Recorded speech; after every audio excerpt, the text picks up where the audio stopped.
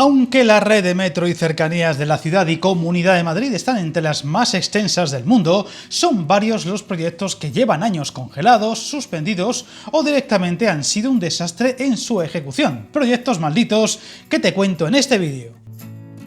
Son tres los proyectos que vamos a abordar en este vídeo y que se han encontrado con diversos problemas de todo tipo: el tren a Navalcarnero, el metro a Torrejón de Ardoz o el de San Fernando de Henares. Proyectos muy diferentes entre sí, pero que han supuesto un verdadero dolor de cabeza desde sus inicios para los responsables, con mucho gasto público extra detrás o que han acabado en dique seco, no acaban de arrancar o, peor aún, han supuesto el hundimiento incluso de casas y calles.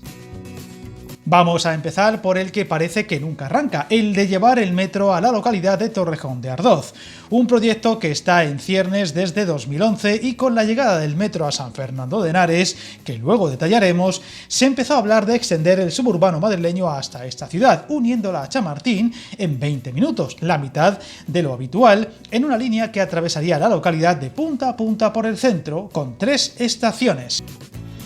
Sin embargo, la crisis económica acabó dejándolo aparcado sine die, a pesar de que se llegaron a iniciar las obras de algún tramo, como la excavación de los 2 primeros kilómetros del túnel, llegándose incluso a gastar dinero extra en poder taparlo y destinándose después parte de lo presupuestado en mejorar la estación de cercanías de esta localidad. Un proyecto que parecía recuperarse de forma más austera en los últimos años, pero que parece sigue sin avanzar y con una escasísima información a su alrededor,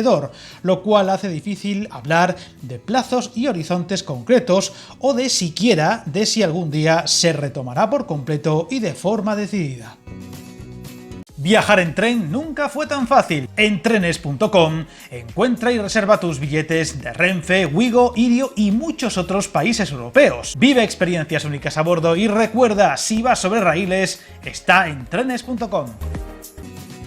Nos vamos al lado, a San Fernando de Henares, donde curiosamente aquí sí tienen ya el metro, pero lejos de ser una bendición, ha supuesto toda una pesadilla para muchos vecinos de la zona. Fue en un ya lejano 2007 cuando Suburbano llegó a esta localidad del corredor del Henares, la llamada línea 7B, y desde entonces no ha dado más que problemas y disgustos, y todo parte por un cambio de trazado a última hora que corrigió el recorrido original para llevarlo hasta el hospital de la localidad. Una idea que parecía muy buena, pero que acabó siendo un desastre por la mala planificación, las prisas y un cúmulo de errores que aún hoy cuesta creer. El cambio de trazado se aprobó de la noche a la mañana, como quien dice, y el túnel, que pasaría bajo un número considerable de casas y calles, no fue planteado en el proyecto original y se hizo sin estudios previos del terreno para poder agilizar la marcha de estas obras, algo que acabó con el hundimiento progresivo de un tramo importante del mismo y se llevó por delante muchas viviendas. Una sorprendente negligencia de gran magnitud que no llevaría a cabo ni el estudiante de ingeniería de primer día de carrera y que hoy, tras varios años de hundimientos de terreno y más casas añadiéndose a la lista negra, aún trata de reconducirse con inyecciones masivas de hormigón en el terreno o impermeabilización de un túnel que, por sus defectos de construcción y falta de estudios previos, sigue sin estar como debiera, un problema que puso a los vecinos de la zona en pie de guerra y que siguen sin realojarse en viviendas alternativas y dignas y aún batallando por lograr una compensación justa, tal y como nos contó al detalle uno de sus portavoces en una entrevista para el canal. La línea además ha tenido que cerrarse hasta 9 veces durante estos años y se han superado los 22 millones de euros ya invertidos para tratar de frenar los hundimientos de la zona, a los que habría que añadir los gastos en alojamientos y ayudas a los vecinos aún en trámites. Un desastre que cuesta creer que se abordara en su día y aún más que hoy, más de una década después, no haya tenido ningún tipo de juicio para depurar responsabilidades tanto de los técnicos de la obra como de los políticos que la hicieron posible. Pasamos al tercer ejemplo, el proyecto fantasma del tren de Navalcarnero, el más heavy de los tres, por sus muchas circunstancias especiales. Una línea pensada para llevar los servicios de cercanías a localidades del oeste de la comunidad en desarrollo y que sería caso aparte, al ser la primera construida de forma privada de toda la red madrileña, y en donde, a pesar de tener un ambicioso presupuesto de 369 millones, ejecutándose más de un tercio, hoy por hoy no se sabe ni cuándo se retomará, ni siquiera si podrá hacerse algún día.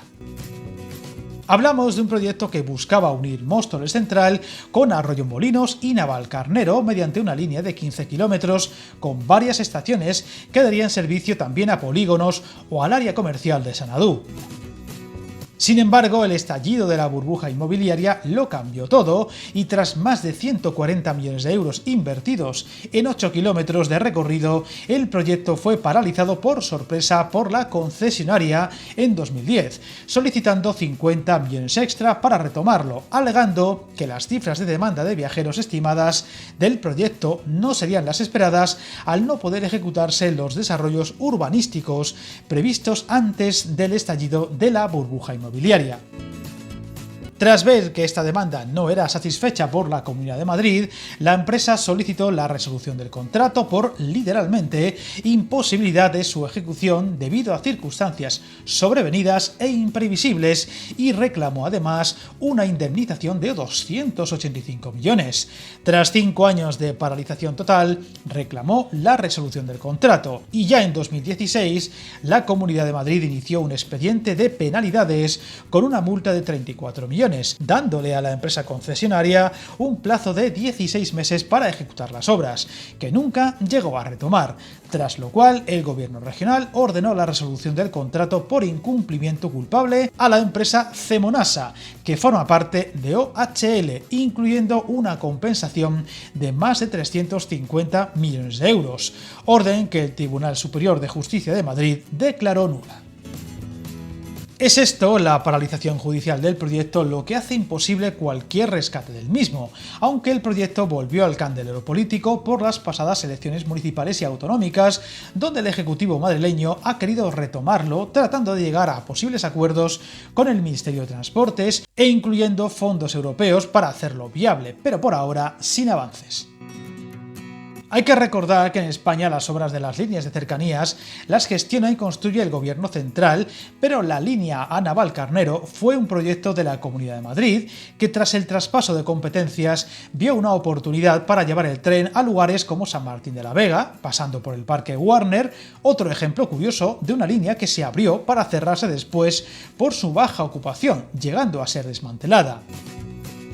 Volviendo al tren de Navalcarnero, tras la llegada de la crisis económica, el gobierno de la Comunidad de Madrid se mostró incapaz de afrontar su coste, quedando ahora en una serie de obras y escenas casi fantasmales, a pesar de tener tramos muy avanzados y en medio de la parálisis por los procedimientos judiciales.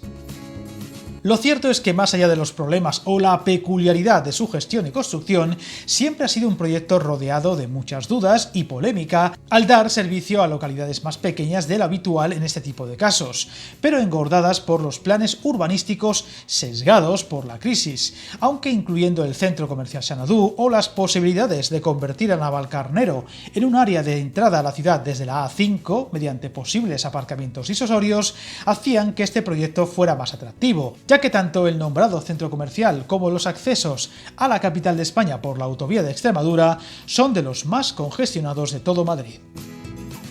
Ahora, y tras más de una década sin movimientos, nada hace pensar que la cosa se va a resolver ni pronto ni satisfactoriamente, por lo que podría seguir siendo uno de esos ejemplos de mala gestión y derroche presupuestario de aquellos años donde el dinero parecía flotar en el aire para los gobernantes, dejando no pocos ejemplos de lo que no se debe hacer, aunque esperemos que dado lo avanzado de esta obra pueda retomarse algún día y acabarse. Si es así, cualquier novedad con este proyecto o con los otros dos relatados, aquí los iremos contando. Suscríbete al canal y recuerda, hasta el camino más largo se inicia con un primer paso.